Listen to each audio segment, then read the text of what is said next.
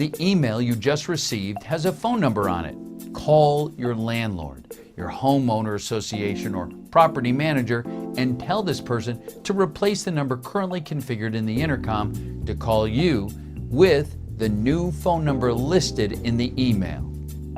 Once they confirm the phone number in the intercom was updated, you can test the system. Go to the intercom and type in your apartment unit number.